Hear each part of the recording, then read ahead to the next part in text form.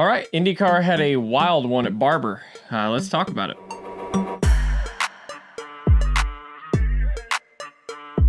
All right, so Scott McLaughlin, fresh off DQing.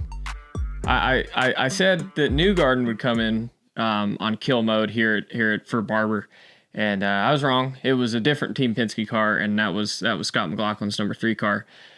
They qualified on pole, dominated, won the race. It wasn't quite that simple though.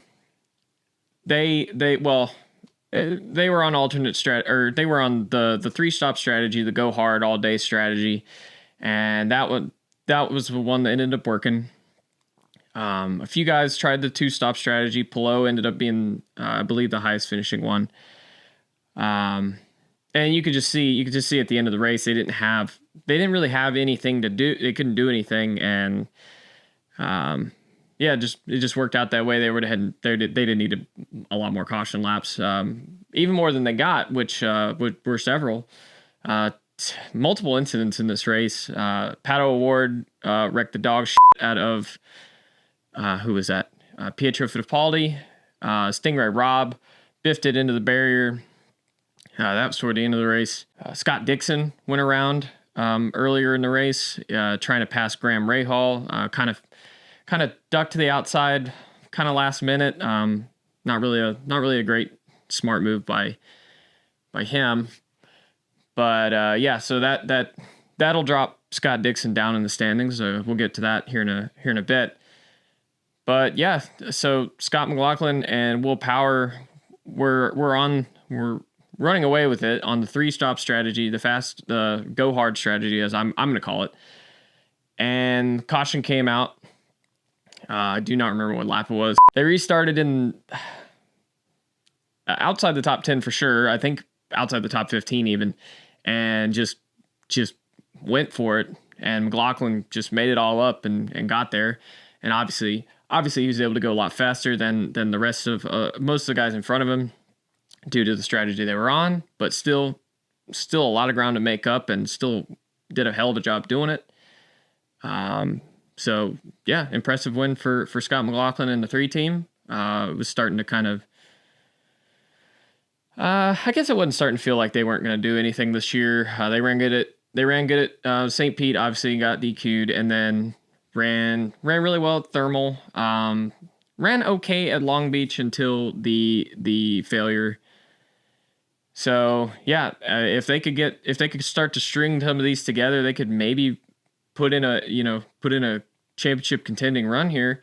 He jumped up from dead last to 9th. I think he was 29th in standings, and jumped up and made that happen. So, watch out. Just to touch on a couple of the incidents, Alexander Rossi lost a wheel coming out of the pits. So that's not good. Obviously it's pretty hard to drive with 3 wheels. So hopefully they get that fixed. It's a pretty big thing to fuck up on. Obviously the big thing that made all the news was the mannequin falling down and getting struck by a race car. I guess that's just a Barber Motorsports. Obviously, so Barber Motorsports has a lot of eccentric and out there art pieces just kind of strewn around. I think the big one everyone knows is like the Spider. But they had a mannequin hanging from a bridge, and it fell and got hit by a race car. I was at Dover, and I was having trouble getting any sort of signal anywhere, and that wound up being like the only thing I saw. And I thought someone had like thrown it off the fucking thing, to be completely honest with you, and just thought that was really funny.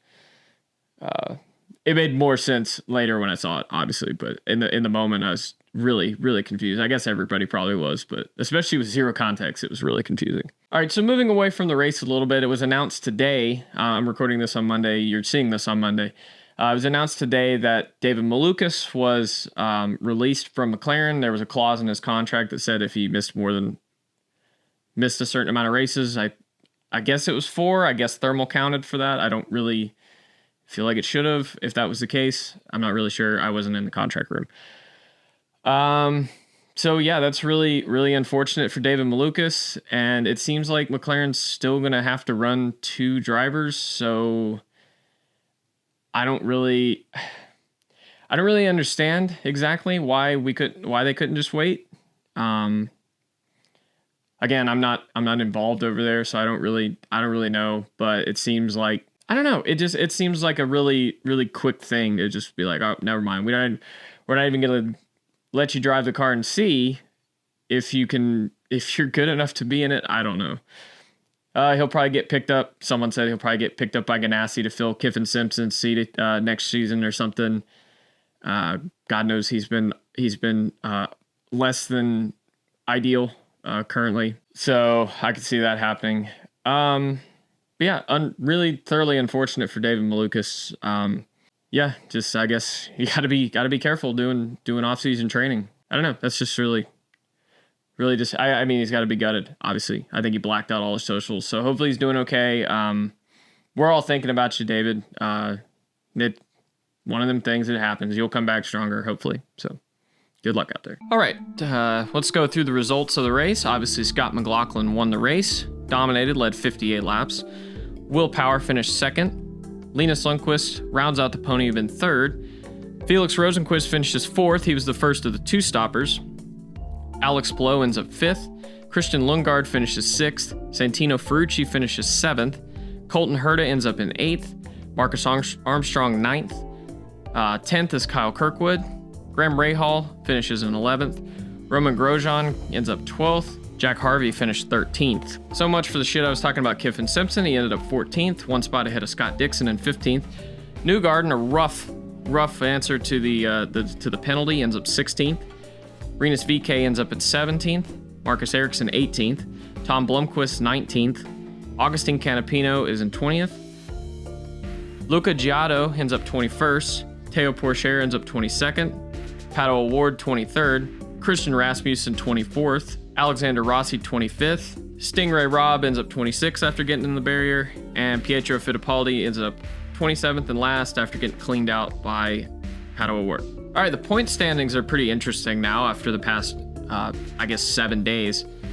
Colton Herta is currently your points leader. 1 point behind is Will Power. Alex Palou is in third, only 3 points back. Scott Dixon dropped to fourth after a disappointing day in Barber. Felix Rosenqvist is fifth. Pato O'Ward sixth. Kyle Kirkwood is seventh. Linus Lundqvist is currently eighth in points. As I stated earlier, Scott McLaughlin jumped up to ninth. Santino Ferrucci is in the top 10. I don't know if anyone had that on their bingo card. Rinus VeeKay is currently 11th in points. Alexander Rossi's 12th. Grosjean, Ericsson, and Lundgaard round out the top 15. And after the penalty, Joseph Newgarden is currently 16th in points. So not what they're really looking for right now. All right, so that's all the big hitters in the point standings. Most of everyone behind there is either running for Foyt or has run only one or two of the three races, so not really fully relevant. But anyway, yeah, that was Barber. Crazy race. Barber's a great racetrack. Always has been. So 2 weeks from now, they'll be running the Indy GP, and you can come right back here to see more content about it. Hopefully, I might be able to watch it live. We'll see. So it'd be really a little easier to get the video done watching it live than watching it later. So thank you for watching. Comment if you got anything. Subscribe for more. And we'll see you next time on Push to Pass.